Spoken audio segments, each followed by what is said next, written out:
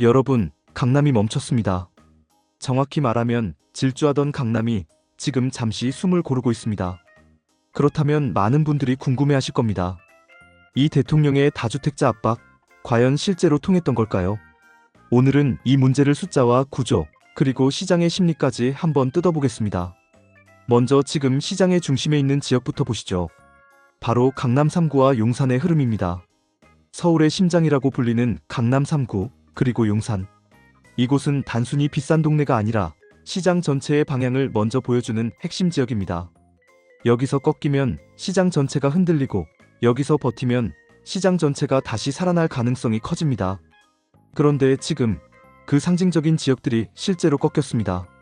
한국부동산원 발표에 따르면 2월 넷째 주 기준 서울 아파트 값은 0.11% 올랐습니다.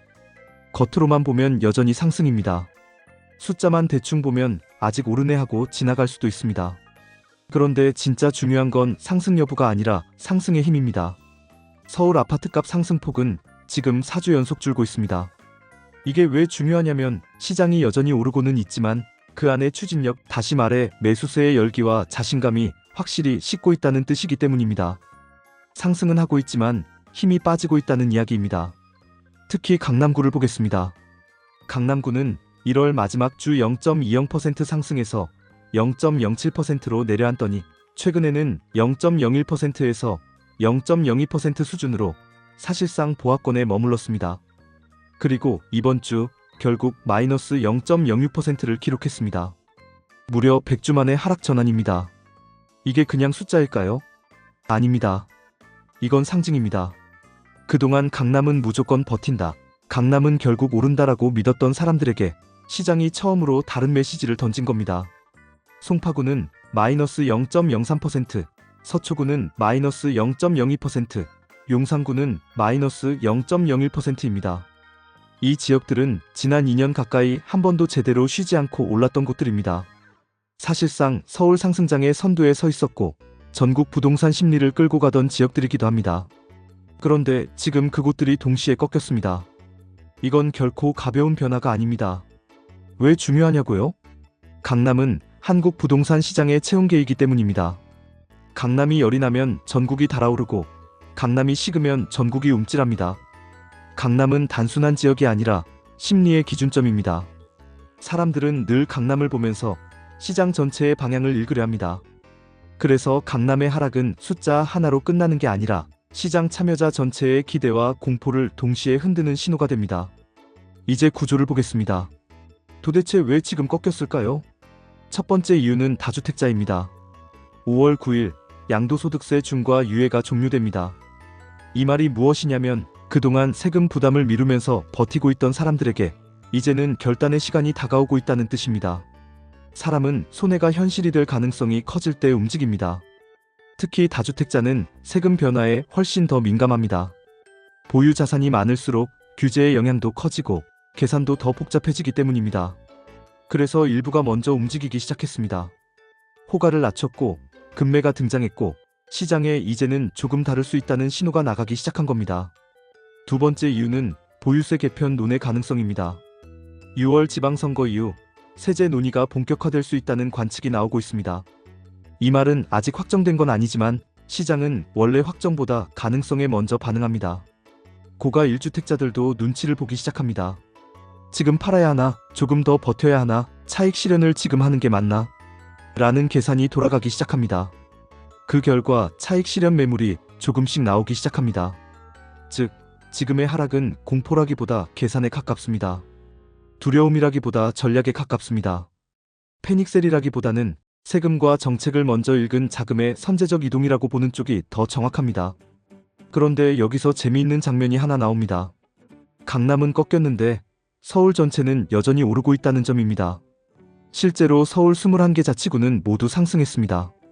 강서구 0.23%, 종로구 0.21%, 동대문구 0.21%, 영등포구 0.21%, 성동구 0.20%, 광진구 0.20%입니다.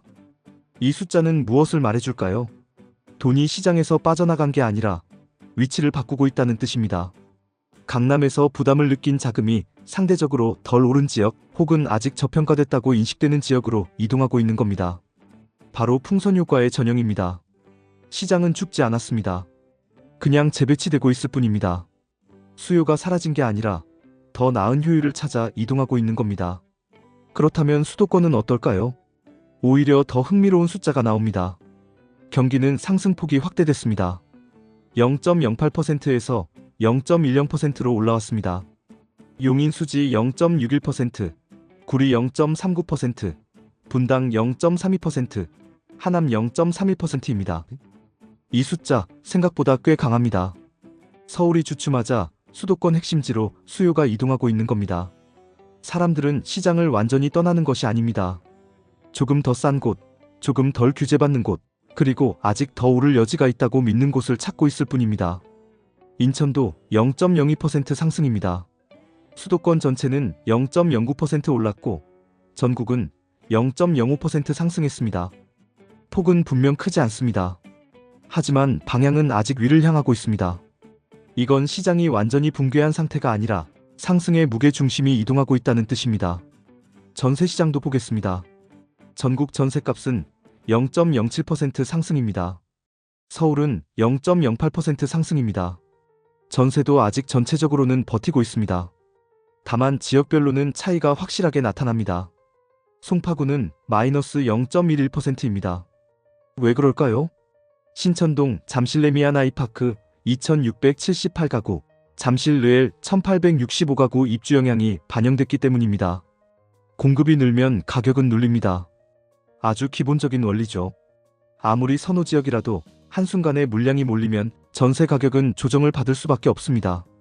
하지만 동시에 노원 0.18%, 양천 0.16%, 은평 0.15%, 종로 0.14%입니다. 이건 또 무엇을 의미할까요? 결국 전세도 선호지역 위주로 움직이고 있다는 뜻입니다. 수요는 사라지지 않았습니다. 그냥 더 까다롭게, 더 선택적으로 움직이고 있을 뿐입니다. 살 사람은 있고 들어갈 사람도 있지만 아무데나 들어가지는 않는 시장이 됐다는 이야기입니다. 그렇다면 이제 많은 분들이 묻는 질문으로 가보겠습니다. 이거 위기입니까? 아니면 단순한 조정입니까? 이제 폭락이 시작된 걸까요? 강남이 무너지는 걸까요? 아직은 아닙니다. 왜냐하면 거래가 완전히 얼어붙은 게 아니기 때문입니다. 전세 수요도 여전히 유지되고 있습니다. 수도권 외곽과 핵심지는 오히려 더 강하게 움직이는 곳도 있습니다. 지금은 급등 피로감, 정책 압박, 세금 변수, 이 세 가지가 겹친 조정 구간에 더 가깝습니다. 그러니까 시장 전체가 무너진다기보다는 너무 빨리 올랐던 지역부터 먼저 쉬어가는 국면이라고 보는 편이 맞습니다. 다만 여기서 중요한 건 시간입니다. 이 조정이 길어지면 심리는 바뀝니다. 심리가 바뀌면 가격은 더 빠집니다. 부동산은 숫자만으로 움직이는 시장이 아니라 결국 심리의 게임이기 때문입니다. 더 오를 것 같다는 믿음이 유지되면 버티고 이제는 흔들릴 수 있다는 공감대가 생기면 매물은 훨씬 빨리 늘어납니다. 그럼 앞으로는 어떻게 될까요? 첫째, 5월 9일 전후로 매물이 더 나올 가능성이 있습니다. 양도세 중과 유예 종류는 시장의 실제 행동을 유도하는 이벤트가 될 수 있기 때문입니다. 둘째, 지방선거 이후 세제 논의가 본격화되면 고가 주택 시장은 한 번 더 흔들릴 수 있습니다. 정책은 확정 이전부터 시장을 흔들고 특히 보유 부담과 관련된 이슈는 상징성이 큽니다. 셋째, 금리와 대출 규제가 완화되지 않는다면 상승 탄력은 제한적일 수밖에 없습니다. 결국 시장이 다시 강하게 오르려면 자금 조달 여건이 풀려야 하는데 그 부분이 여전히 답답합니다. 하지만 한 가지는 분명합니다. 서울 핵심 입지의 희소성은 사라지지 않았습니다. 좋은 입지, 좋은 학군, 좋은 생활 인프라를 가진 핵심지는 시간이 지나면 다시 선별적 반등이 나올 가능성도 충분히 큽니다. 문제는 방향이 아니라 속도입니다. 빠르게 반등하느냐 아니면 몇 년간 박스권에 갇히느냐, 시장은 지금 그 갈림길에 서 있습니다. 여러분은 어떻게 보십니까? 강남의 하락, 진짜 신호라고 보십니까? 아니면 잠깐의 숨고르기라고 보십니까? 부동산 시장은 늘 극단 사이를 오갑니다. 과열과 공포, 탐욕과 두려움, 낙관과 비관 사이를 흔들리며 움직여왔습니다. 지금은 그 중간 어딘가에 서 있습니다. 저는 이렇게 정리하겠습니다. 지금은 폭락의 시작이라기보다 힘의 재편입니다. 강남은 잠시 멈췄고 자금은 이동 중입니다. 정책은 칼을 들었고 시장은 계산기를 두드리고 있습니다. 여기까지가 숫자와 흐름의 이야기였다면 이제는 조금 더 본질적인 질문을 던져보겠습니다. 이런 세상, 과연 올바른 세상일까요? 다주택자를 압박하면 가격이 꺾이는 구조. 정책 한마디에 시장이 흔들리는 구조. 강남이 내려가면 외곽이 오르는 풍선 구조. 이게 과연 건강한 시장일까요? 지금은 오히려 정상화의 과정에 더 가깝다고 봅니다. 왜냐하면 지난 몇 년은 솔직히 비정상이었기 때문입니다. 집이 주거의 수단이 아니라 레버리지 게임의 도구가 되어버렸습니다. 대출을 최대한 끌어모으고 세금은 유예되고 가격은 계속 오르는 구조였습니다. 그 구조에서 가장 유리했던 사람은 다주택자였습니다. 반대로 가장 불리했던 사람은 무주택자였습니다. 이건 단순한 감정의 문제가 아니라 구조의 문제였습니다. 그렇다면 지금의 압박은 징벌일까요? 아니면 균형 회복일까요? 양도세 중과 유예 종료, 대출 만기 연장 제한, 보유세 개편 논의. 이건 단순히 가격을 내리기 위한 조치만은 아닙니다. 오히려 그동안 시장이 외면해왔던 보유 리스크를 현실화하는 과정에 더 가깝습니다. 위험을 감수하고 투자했다면 그에 맞는 책임도 져야 한다는 신호입니다. 저는 이 원칙 자체는 틀리지 않았다고 봅니다. 시장은 수익만 있는 게임이 아니고 언제나 비용과 책임이 함께 따라와야 하기 때문입니다. 하지만 여기서 정말 중요한 건 속도입니다. 정책이 너무 빠르면 시장은 쇼크를 받습니다. 매물이 한꺼번에 쏟아지고 심리는 급격히 얼어붙고 거래는 단숨에 마를 수 있습니다. 반대로 너무 느리면 신뢰를 잃습니다. 사람들은 결국 또 유예되겠지, 결국 또 완화되겠지 라고 생각하게 되고, 그러면 정책은 더 이상 정책이 아니라 신호 없는 소음이 됩니다. 지금은 바로 그 경계선 위를 걷고 있습니다. 충격을 주지 않을 만큼 조심해야 하고 신뢰를 잃지 않을 만큼 분명해야 하는 아주 어려운 구간입니다. 강남이 100주 만에 하락했습니다. 그 상징성은 매우 큽니다. 하지만 서울 전체는 여전히 상승하고 있습니다. 수도권도 오르고 있습니다. 전세도 버티고 있습니다. 이 말은 무엇일까요? 시장이 무너진 게 아니라 재정렬되고 있다는 뜻입니다. 위기가 아니라 재편, 붕괴가 아니라 재배치. 그 표현이 지금 상황에는 더 잘 맞습니다. 그렇다면 이런 세상이 정의로운가요? 다주택자가 세금 부담을 느끼는 구조, 고가주택 보유자가 차익 실현을 고민하는 구조, 무주택자가 조금은 숨을 돌릴 수 있는 구조. 저는 방향 자체는 나쁘지 않다고 봅니다. 적어도 이전처럼 버티면 무조건 이긴다는 구조보다는 훨씬 건강한 쪽에 가깝습니다. 다만 완벽하지는 않습니다. 왜냐하면 늘 그렇듯 또 다른 문제가 생기기 때문입니다. 강남이 눌리면 돈은 외곽으로 이동합니다. 외곽이 오르면 그 지역의 무주택자는 다시 힘들어집니다. 결국 게임판만 바뀌는 겁니다. 문제의 본질이 완전히 사라지는 게 아니라 위치를 옮겨 다니는 것이죠. 그렇다면 진짜 올바른 세상은 무엇일까요? 집이 투기의 대상이 아니라 주거의 기반이 되는 세상일 겁니다. 소득 상승 속도와 집값 상승 속도가 어느 정도 비슷한 세상일 겁니다. 대출이 생존 수단이 아니라 선택지가 되는 세상일 겁니다. 지금은 아직 그 중간 어딘가입니다. 완전히 공정하지도 않고 완전히 불공정하지도 않습니다. 다만 예전보다 위험이 조금 더 현실화된 시장, 그 표현이 지금은 더 정확해 보입니다. 저는 이렇게 생각합니다. 부동산으로 쉽게 돈 버는 시대는 점점 끝나가고 있습니다. 버티면 오른다는 공식은 예전만큼 강하지 않습니다. 보유하면 안전하다는 믿음도 조금씩 흔들리고 있습니다. 누군가에게는 이 변화가 위기일 수 있습니다. 하지만 또 누군가에게는 기회가 될 수도 있습니다. 결국 시장은 도덕이 아니라 구조로 움직입니다.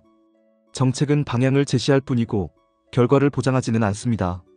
결과는 결국 금리, 세금, 공급, 심리, 그리고 시간의 조합 속에서 만들어집니다. 여러분은 어떻게 생각하십니까?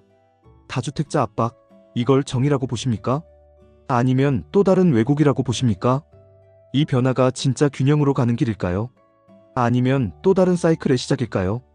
여러분의 생각을 댓글로 남겨주시고 이 채널이 숫자 뒤의 본질을 읽는 데 도움이 된다면 구독과 좋아요 부탁드립니다. 다음 시간에도 저는 최대한 냉정하게 시장을 해부해 보겠습니다.